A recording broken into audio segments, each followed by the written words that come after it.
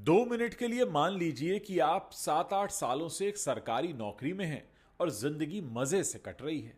लेकिन एक दिन अदालती फरमान आता है कि आपको इस नौकरी से हटाया जा रहा है, क्योंकि जब आपको यह नौकरी दी गई थी उस वक्त एक बड़ा भ्रष्टाचार हुआ था।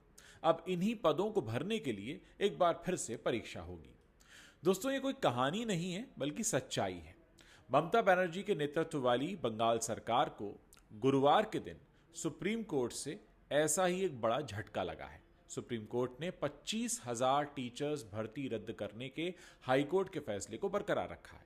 कोर्ट ने आदेश दिया है कि नए सिरे से चयन प्रक्रिया अगले 3 महीने के अंदर पूरी की जानी चाहिए। अपनी आजीविका के संकट से जूझ रहे हजारों शिक्षकों को यह सोचना पड़ रहा है कि अब बिना नौकरी के वो कैसे अपना कर्जा चुकाएंगे, कैसे बिल चुकाएंगे।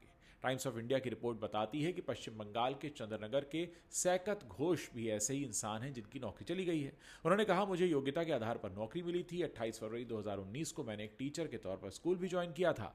कई सालों की सर्विस के बाद मुझे अब अचानक भ्रष्टाचार के कारण नौकरी से निकाल दिया गया। मेरी कोई गलती नहीं थी। सैकत घोष कहते हैं कि हम तो जिंदगी भर के लिए बर्बाद हो गए। घोष बताते हैं कि वो अपने परिवार में कमाने वाले अकेले सदस्य हैं। उनकी 3 साल की बेटी है, पत्नी है, बूढ़े माता पिता हैं, चाचा चाची हैं। ऐसे 7 लोगों का परिवार है जिसका वो अकेले भरण पोषण करते हैं। उन्होंने कहा कि हम जिंदगी भर के लिए बर्बाद हो गए हैं। ये जो घोष साहब हैं, ये बंगाल के 25,772 टीचिंग और नॉन टीचिंग स्टाफ में से एक हैं, जिन्होंने राज्य के स्कूल सेवा आयोग के माध्यम से भर्ती को रद्द करने के सुप्रीम कोर्ट के फैसले के बाद अब अपनी नौकरी खो दी है। साउथ 24 परगना के एक स्कूल में साइंस पढ़ाने वाली दीपा मंडल बताती हैं कि हम 2014 के पेपर के लिए मानसिक तौर पर तैयार थे। उस वक्त तो मेरी शादी भी नहीं हुई थी, मेरे बच्चे भी नहीं थे। अब मुझे परिवार का भरण पोषण करना है और घर का लोन चुकाना है। नौकरी चली गई है। ऐसी स्थिति में मुझे नहीं पता कि मैं दूसरी परीक्षा दे भी पाऊंगी कि नहीं। आइए आपको बताते हैं कि यह सब हुआ कैसे। असल में नगदी के बदले, कैश के बदले स्कूल में नौकरी दिलाने का यह घोटाला 2016 की भर्ती प्रक्रिया के दौरान राज्य भर के प्राइमरी और सेकेंडरी स्कूलों में कथित रूप से की गई अवैध भर्तियों से संबंधित है। साल 2016 में 25,000 से ज्यादा वैकेंसीज के लिए 23 लाख से भी ज्यादा कैंडिडेट्स परीक्षा में शामिल हुए थे।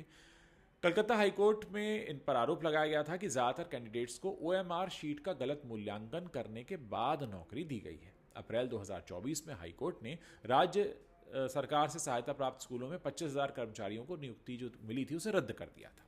हाईकोर्ट ने पाया कि 23 लाख आंसर शीट्स में से किसका मूल्यांकन किया गया था, इस पर कोई स्पष्टता नहीं थी और इसीलिए सभी आंसर शीट्स को फिर से रिवैल्यूएशन का आदेश दिया गया था। हाईकोर्ट ने सीबीआई को भर्ती घोटाले की जांच जारी रखने का आदेश भी दिया था।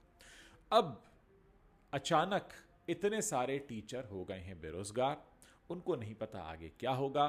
पिछले कुछ सालों से जिंदगी चल रही थी, लगता था यह सरकारी नौकरी है, रिटायर होंगे तब तक तो इंतजाम है ही। किसी ने शादी कर ली, किसी के बच्चे हो गए, किसी ने लोन ले लिया, किसी ने खर्चे बढ़ा लिए और आज अचानक सब कुछ फिर से वापस लौट गया है। कोई नहीं जानता कि इनमें से जितने भी शिक्षक हैं क्या वो दोबारा परीक्षा दे पाएंगे, दे भी पाएंगे तो उत्तीर्ण हो पाएंगे। ये तमाम बातें अब सोचिए, हो सकता है कि इसमें कुछ लोग शामिल हों जिनकी नियुक्ति हुई है और हो सकता है कुछ ऐसे भी हों जिन्हें पता ही नहीं था कि उनके साथ हुआ क्या है। लेकिन ज़िंदगी अक्सर हमको वहाँ लाकर खड़ा कर देती है जहाँ के बारे में हमने कभी सोचा नहीं होता है। आप लोग इस खबर पर अपनी क्या प्रतिक्रिया रखते हैं, मेरे इस वीडियो के नीचे कमेंट सेक्शन है, वहाँ लिखकर बता सकते हैं।